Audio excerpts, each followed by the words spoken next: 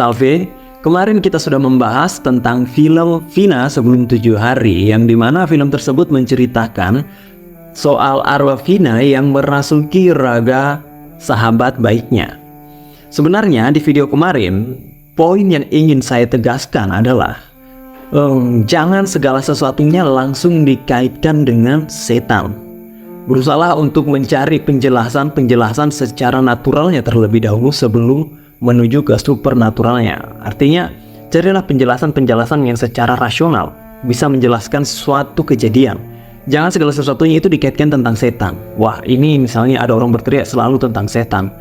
Ada orang yang misalnya baru saja pingsan, tiba-tiba pingsan, dikaitkan lagi bahwa dia kesurupan, dan itu akibat ulah dari setan. Jangan langsung seperti itu. Nah, setelah penjelasan yang secara natural atau artinya rasional sudah tidak bisa menjelaskan lagi, barulah kita mencari jawaban dari jawaban supernaturalnya.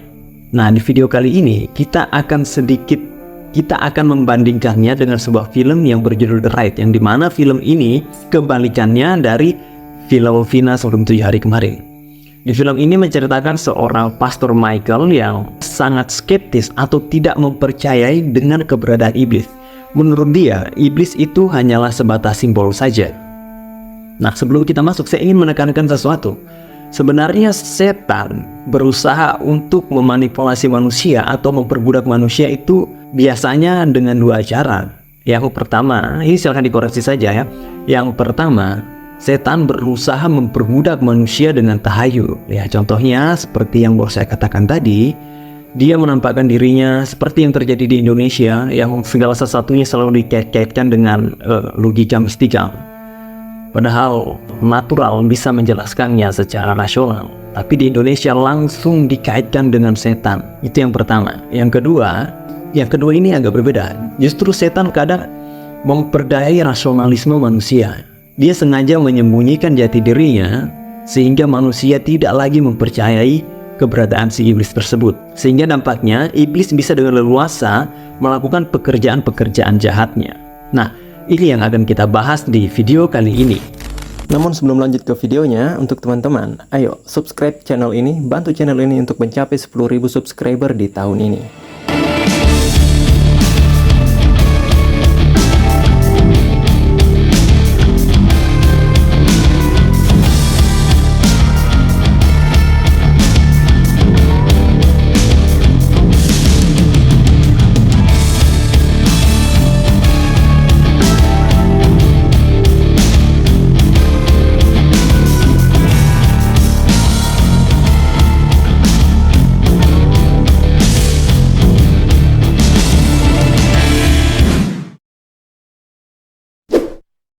The Ride merupakan film terbaru dari deretan panjang film Hollywood dalam subgenre film pengusiran setan yang diresmikan oleh film terkenal William Friedkin tahun 1973 yang berjudul The Exorcist.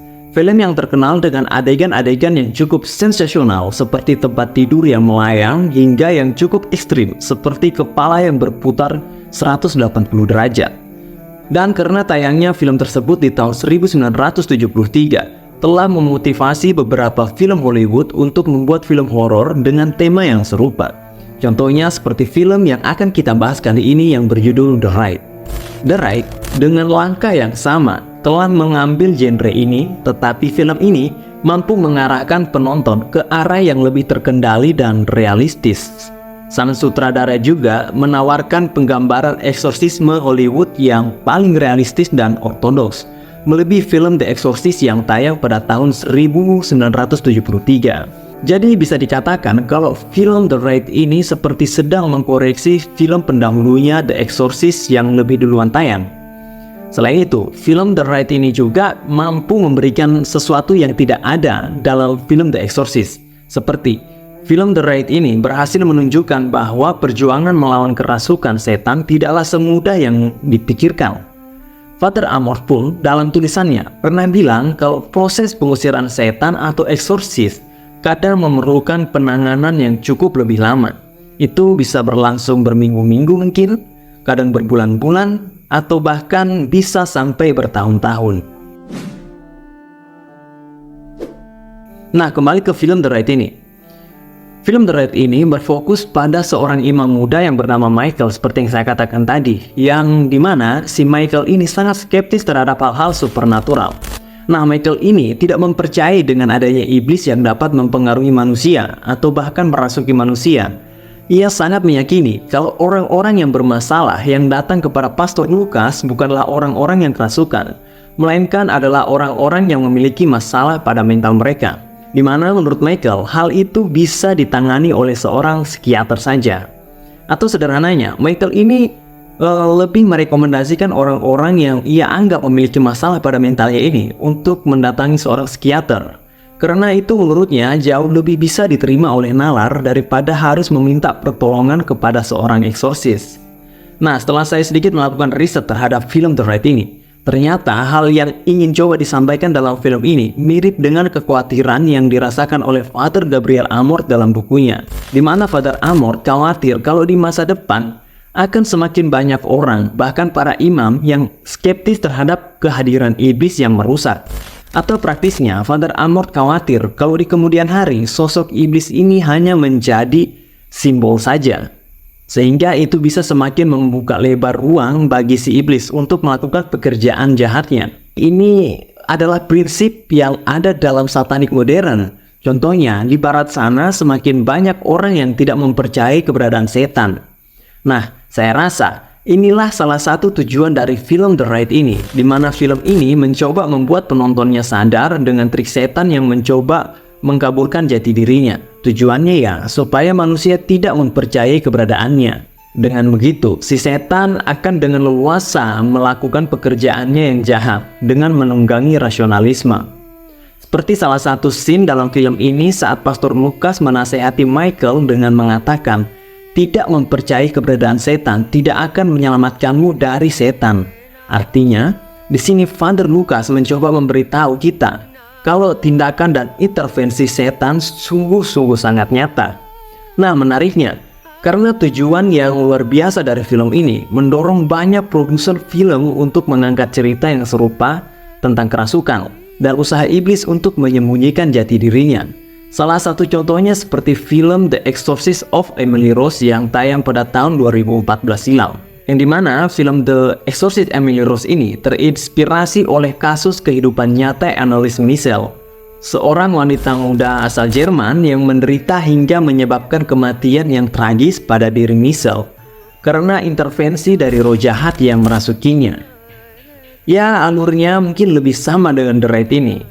Atau contoh lainnya adalah film The Pope's Exorcist yang tayang pada tahun 2023 lalu, yang menceritakan tentang kisah perjuangan Father Amorth melawan roh jahat yang merasuki seorang anak kecil. Ya, meskipun saya agak kurang setuju dengan karakter Father Amorth yang digambarkan dalam film The Pope's Exorcist ini, yang dimana film tersebut menggambarkan karakter Father Amorth terlalu arogan dan terlalu sombong. Menurut saya, penggambaran Father Amorth dalam film ini terlalu berlebihan. Tapi terlepas dari itu, tujuan dari film The Pope's Exorcist ini kurang lebih sama, yaitu membuat banyak orang yang skeptis terhadap iblis bisa menjadi sadar kalau kehadiran iblis itu benar-benar nyata adanya. Dalam bukunya saja, Father Amorth mengatakan orang yang menyangkal keberadaan iblis tidak akan memahami seberapa sangat bermaknanya dan seberapa besarnya karya penebusan yang dilakukan oleh Tuhan Yesus di atas kayu salib. Nah, untuk poin ini, mari kita coba memperluas poinnya. Kita manusia diselamatkan dari perbudakan dosa oleh Tuhan Yesus.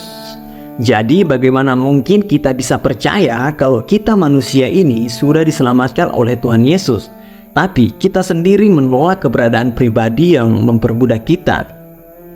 Jadi pertanyaannya, dari siapa kita diselamatkan kalau kita sendiri menolak keberadaan entitas yang menyandera kita?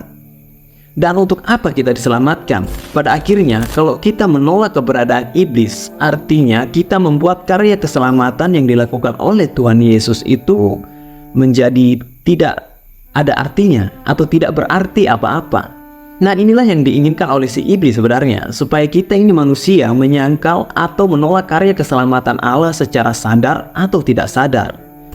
Simpelnya, iblis berusaha supaya karena keselamatan Allah itu tidak berarti apa-apa di mata manusia. Masih bingung?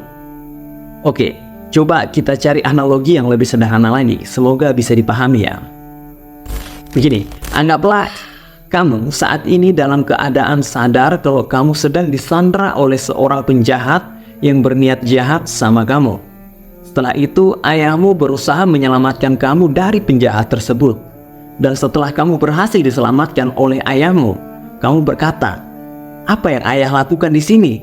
Terus ayahmu bilang, "Ayah baru saja berhasil menyelamatkan kamu dari seorang penjahat yang mau mencelakai kamu."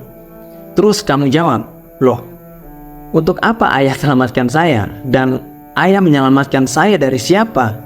Toh, saya tidak percaya dengan keberadaan penjahat. Penjahat itu tidak ada. Jadi untuk apa dan dari siapa ayah menyelamatkan saya?" Nah, di sini artinya, kalau kamu mengatakan hal yang demikian, itu sederhananya kamu membuat keselamatan yang dilakukan oleh ayahmu itu menjadi tidak berarti apa-apa.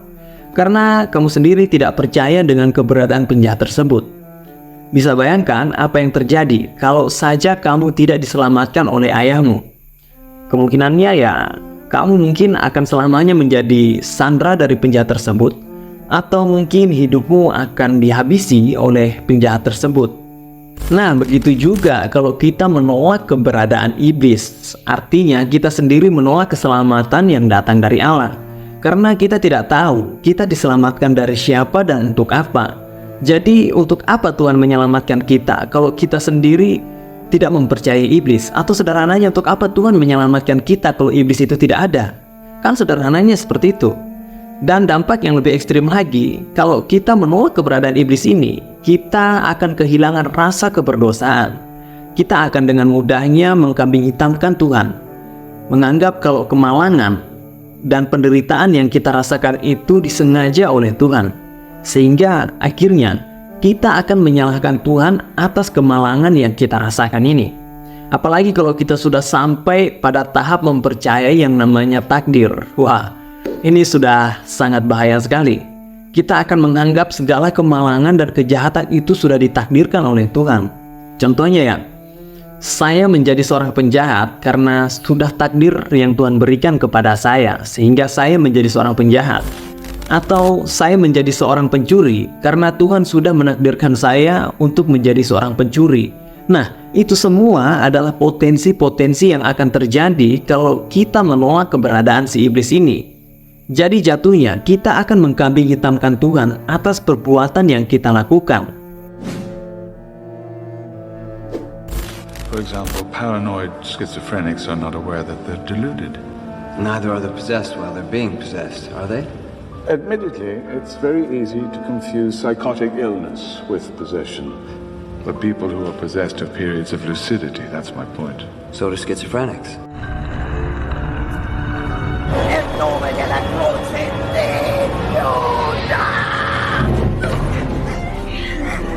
This managing, let us go to direct with you, if that's to do so. Name of Jesus Christ, name yourself. Cast you out. The name of the Virgin who lives in us, reigns in us, supreme. Legion, we cast you out.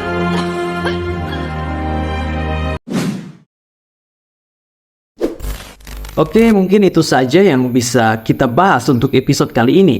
Terima kasih sudah mau menonton, dan akhir kata saya Bang Ber pamit undur diri, dan sampai jumpa di episode selanjutnya.